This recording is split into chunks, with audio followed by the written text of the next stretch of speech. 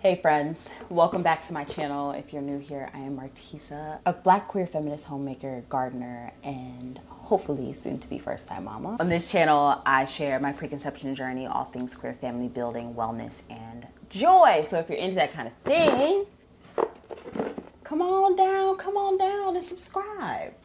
But today, we're starting the fall garden. So I got some seeds and I'm going to show them to you, and then we're going to get them planted. It is currently the middle of July. I know that you are seeing this later, but it's currently the middle of July. I probably should have started these seeds at the beginning of July, but we'll see what happens. So I have a few things here. My intention is to get these seeds started, and by the time these starts are hopefully nice, juicy, ready to go out, my microdwarf tomatoes will be done, and the microdwarf tower I will plant out with these seedlings. So that is the hope, that is the intention. So let's talk about these seeds. I've got a few things. I don't know if I'm going to start all of this, but here's what I pulled out.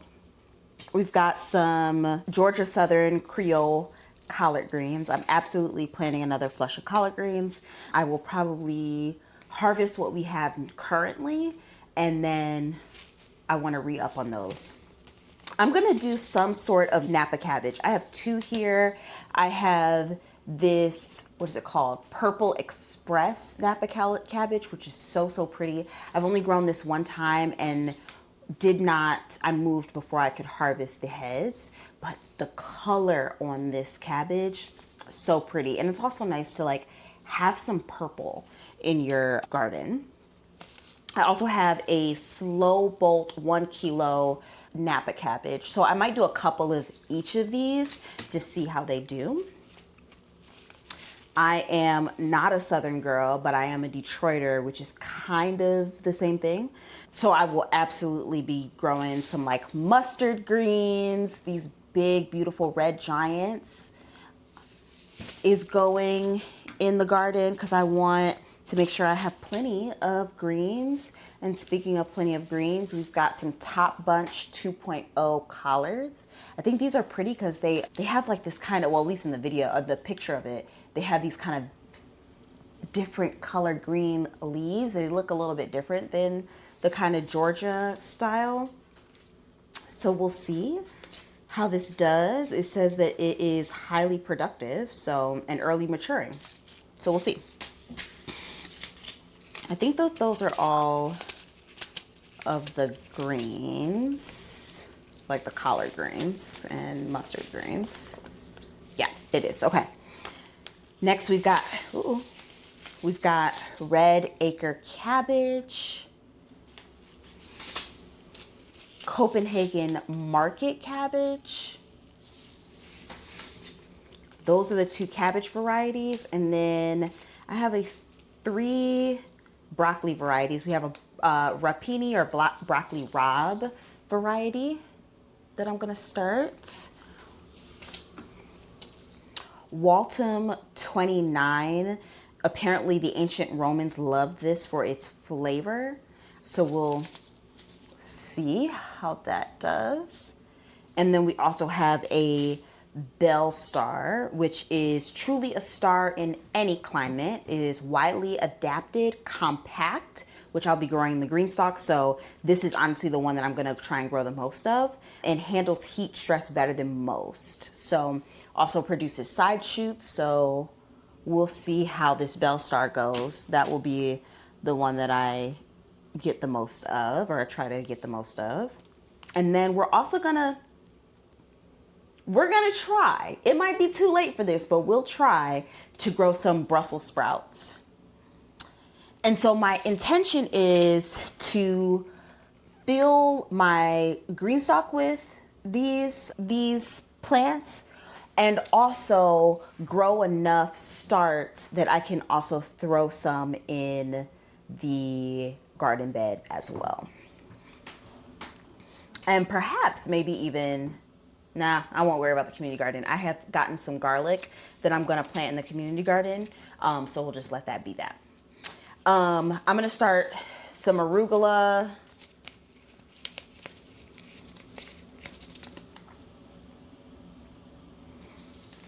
Some more butter crunch lettuce. This did really good in my garden this year, so we'll start some of that. I have some romaine here as well. Again, with these lettuces, I'm not quite sure how many of these I'm actually gonna grow, but this is what I pulled out. We have a bib lettuce. I really love this. These mini romaines, they didn't head up for me, but they are so pretty. And then we have Brentwood, another gorgeous one. And then the last two things that I'm going to start, and I'm curious how this is going to go for me, is endive. This is one that likes cold. So ideal soil temperature is 60 to 70 degrees, and for germination, and soil temperature over 78 halts germination. So I'm starting these indoors, so we'll see how this goes. And then the other thing is radicchio. We absolutely love radicchio in this house. And the recommendation is to start this inside 8 to 10 weeks before your average last frost. And we're within that. We're within that. So, and we're transplanting after 4 weeks. Ideal soil temperature for germination is 60 to 75 degrees. So we'll see how this goes. And so, yeah, that's where we're starting. Again, we'll see how much we actually do of each. I'm only going to do one flat, I think. So that's 6 times 6 cells. What is that? 36? Is that how much that is? Plants. So we'll see what we get done. We see how much we get. But let's go get to planting. All right. So what I have done is go ahead and get my seed starting materials together, washed, and I'm currently soaking my soil because it was very, very, very dry. It had been sitting for a while, and no telling how long it had been in the warehouse. And it seemed like it was just a little bit hydrophobic, so we don't want to plant seeds in that. So I'm letting it soak in some water right now. And while it soaks, I'm gonna run and take a shower, and then we'll come back and get these all done. But this is what it looks like. So I have literally used my green stalk seed starting trays and have filled them up with soil, watered them from the top, and then put water in the trays and let them soak from the bottom. This is the seed starting mix that I use. This is Coast of Maine. There we go. This is Coast of Maine seed starter. It has kelp meal, lobster and crab shell, compost, perlite, worm castings, and mycorrhizae. I did not originally start my garden in this mix, and I started in something I got from like Target. And when I tell you, when I switched to this mix, it made such a massive difference in the health of my seedlings. I had some of the best seedlings that I had ever started before. And I really think it was partly because of this. Like, this freaking seed starting mix is amazing. And this is also the like quality soil that I used in my beds and my green stalks and my grow bags. So I highly recommend. They are very expensive, but when I tell you, this is part in part connected to that Coast of Maine, it was worth it. So I'm gonna go take a shower, and then I'm gonna check on this when I get back and see how it's doing. All right, friends, let us get these seeds started. So I have a full tray here, and I don't quite know how much I'm gonna do of each one yet. We will see.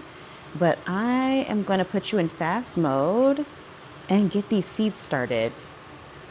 My markers are in my office, and my spouse is using my office right now. So I'm going to just put the seed pack over top of each one, and then I'll show you what I've done when I'm done.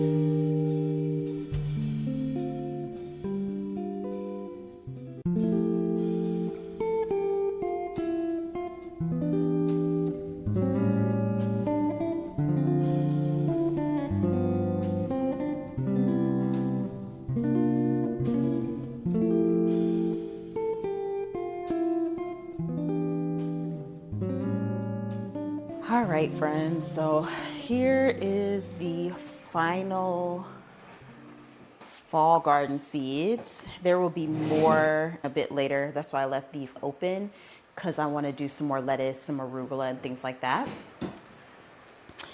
But here we go. We've got 3 cells of Brussels sprouts, 3 cells of endive, 6 cells of radicchio, 2 of Bib, 2 of the mini romaine, a whole cell of top bunch collards, 3 of the Georgia Southern Creole collards, 3 broccoli rabe, 3 red acre, 3 Copenhagen, 3 napa slow bolt, 3 purple express, 6 cells of the red giant mustard, and then we got 3 Bell Star and 3 Waltham 29 broccolis. We're gonna also start some carrots outside, directly sown into the beds. So let's go ahead and do that.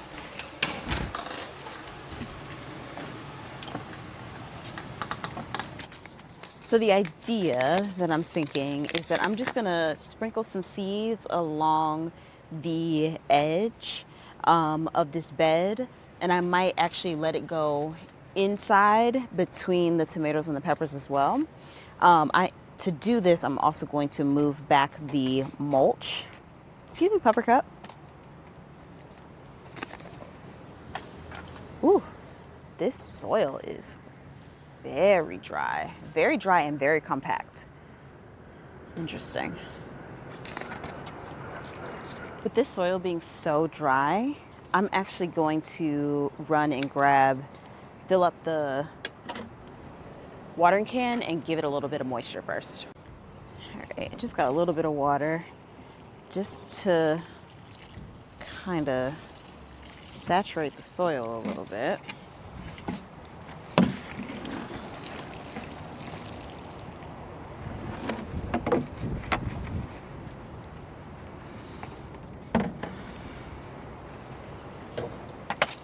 Oh, so this is not good. My soil is a bit hydrophobic. So that is telling me that I am in desperate need of some nutrients. I'm still gonna go ahead and get these carrots in here, and we'll see how they do. I don't feel as convinced by them. I'm just gonna kind of sprinkle. Carrot seeds are so freaking small. And I have only planted carrots once and did not get a good harvest. So we'll see. And then I'm gonna go ahead. I'm not even going to really,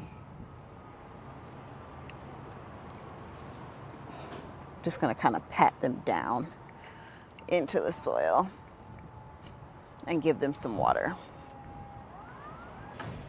All right, just quickly water this in.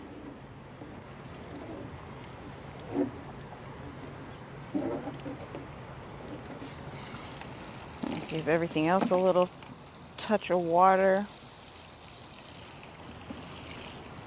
I'm gonna buy a couple bags of compost and give the garden a good top dressing of compost.